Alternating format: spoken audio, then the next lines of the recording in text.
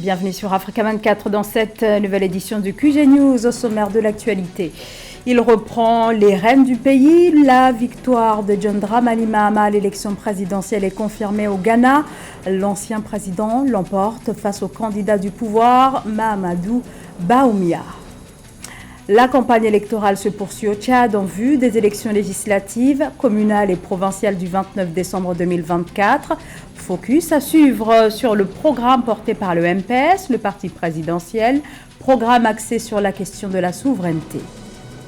Le cinéma d'animation, une industrie qui se développe aussi sur le continent africain, c'est notamment le cas au Togo. Reportage à suivre dans ce journal. On ouvre ce journal par le Ghana où la commission électorale a confirmé ce lundi la victoire de John Dramani Mahama à l'élection présidentielle avec 56,55% des suffrages. L'ancien président de 2012 à 2017 signe ainsi son retour à la tête du Ghana. Son adversaire, l'actuel vice-président sortant, Mahamadou Bawumia, a reconnu sa défaite. Le candidat du nouveau parti patriotique est crédité d'un peu plus de 41% des voix.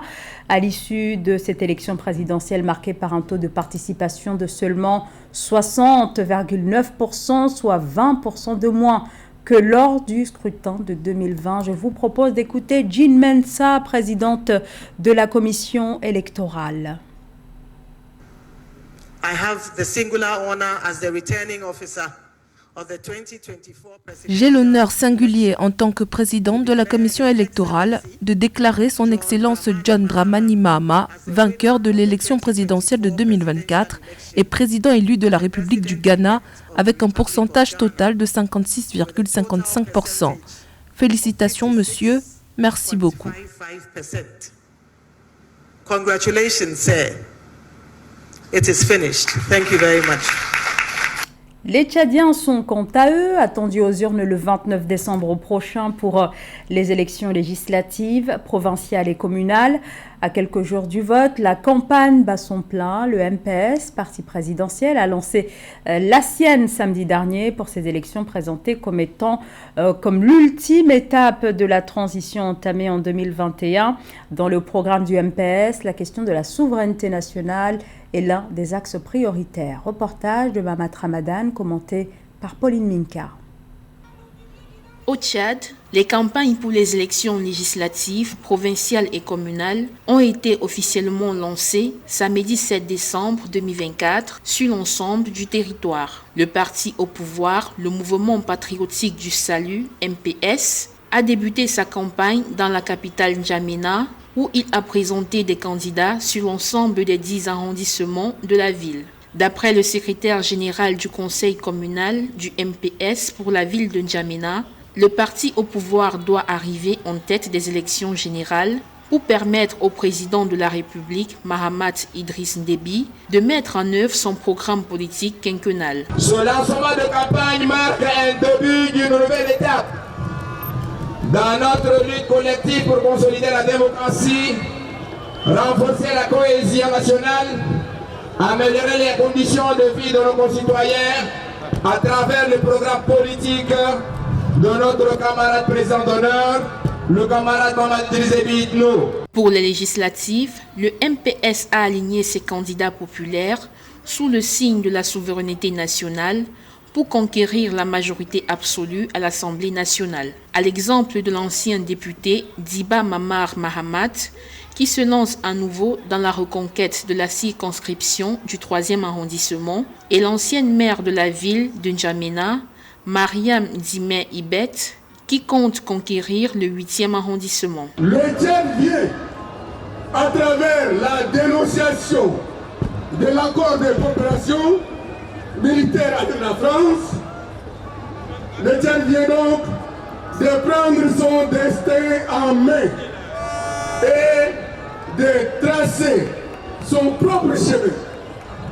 Cette décision, disais-je, nous l'assumons pleinement. Dans ces mots d'encouragement adressés aux candidats aux élections législatives, provinciales et communales, le président Idriss Déby souhaite que la campagne se fasse dans un esprit de respect, de dialogue constructif et de responsabilité. Il a par ailleurs appelé les citoyens à participer activement au processus, car il s'agit selon lui de construire un avenir commun. Au Tchad, où le chef de l'État, le général Mahamat Idriss Déby, a été élevé au rang de maréchal ce 9 décembre sur décision du Conseil national de transition, obtenant ainsi les mêmes galons que son défunt père Idriss Déby Itno. Le Mali, le Burkina Faso et le Niger vont bientôt lancer de nouveaux passeports biométriques. L'annonce a été faite en septembre dernier. L'objectif est d'harmoniser les titres de voyage dans leur espace commun, l'AES, mais l'élaboration du document risque de prendre du temps. Pauline Minka. Dans le cadre de la finalisation des spécifications techniques des nouveaux passeports biométriques par l'Alliance des États du Sahel, le Premier ministre malien Abdoulaye Maïga a appelé vendredi 6 décembre 2024 à la patience en raison des délais nécessaires pour leur mise en place. Selon le chef du gouvernement, certaines étapes telles que les appels d'offres et la sélection des prestataires pour la création de ces documents sont primordiales. Le passeport que nous avons, ce n'est pas un passeport de la CEDEAO. La CEDEAO n'a jamais mis 5 francs pour que le Mali confectionne ses passeports. C'est les autorités maliennes qui ont décidé, dans le cadre communautaire, de mettre le logo de la CEDEAO sur son passeport. Cette déclaration survient alors que le Mali, le Burkina Faso et le Niger avancent sur un projet commun de passeport biométrique et de carte d'identité harmonisée. Les spécifications techniques de ces documents ont été approuvées par les ministres de la Sécurité des 3 pays lors d'une réunion à Bamako le 22 novembre 2024, une étape importante pour leur mise en circulation après l'approbation des chefs de l'État de l'AES. Si on quitte la CEDEAO, forcément, on ne peut pas changer de passeport comme si on changeait de veste ou on changeait de boubou. Et il y a des dimensions. Il faut passer des appels d'offres, il faut trouver d'autres prestataires pour confectionner de nouveaux passeports. Mais ça, on ne peut pas le faire immédiatement. Conçu pour renforcer l'indépendance régionale et faciliter la mobilité des citoyens, le passeport commun de l'AES témoigne d'une réorientation stratégique du Mali après son retrait annoncé de la CEDEAO, effectif en janvier 2025. Gros plan maintenant sur un conflit dont on ne parle que trop peu alors que des millions de personnes en sont victimes. Il s'agit de la guerre qui continue de ravager l'Est de la République démocratique du Congo.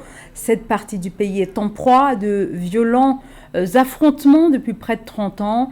Un climat explosif dans lequel les populations sont forcées de fuir et de survivre dans des camps de déplacés. Esther Conan.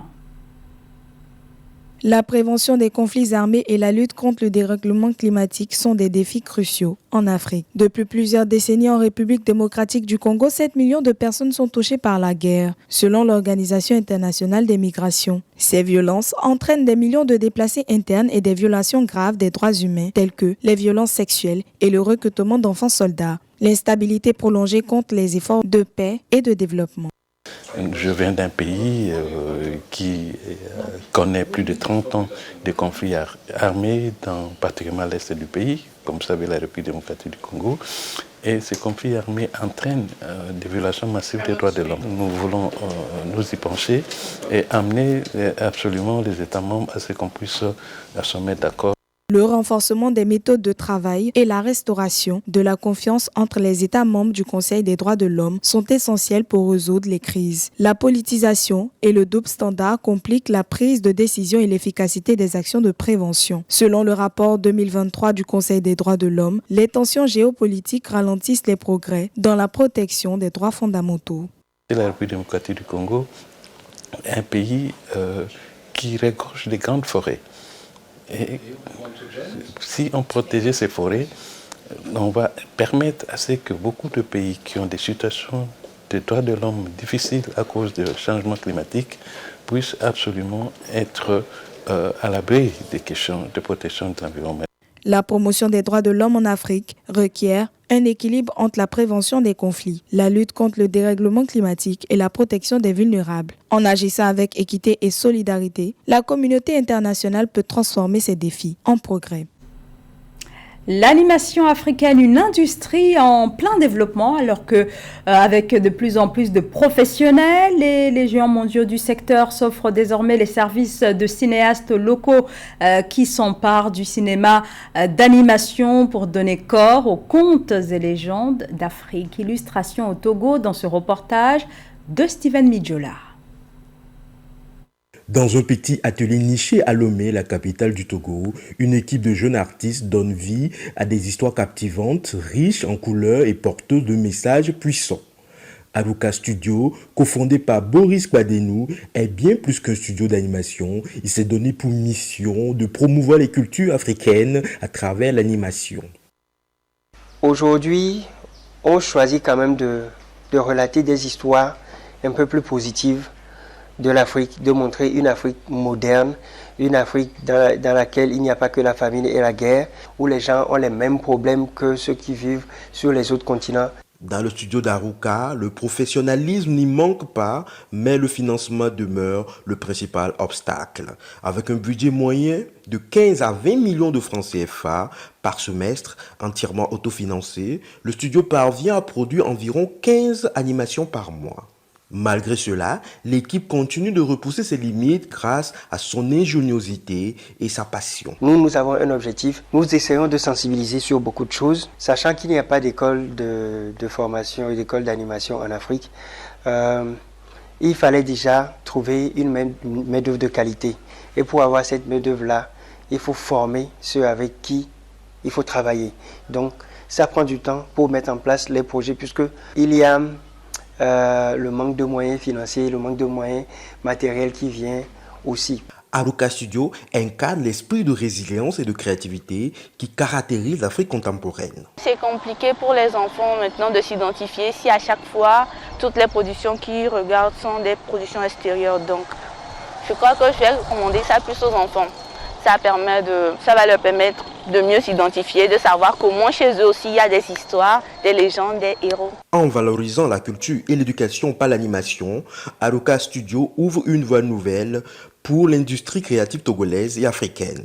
Malgré les défis, l'engagement de son équipe et la richesse de ses productions en font une véritable source d'inspiration. Et c'est la fin de ce journal. Merci à vous de nous avoir suivis. Restez sur Africa 24. L'actualité continue.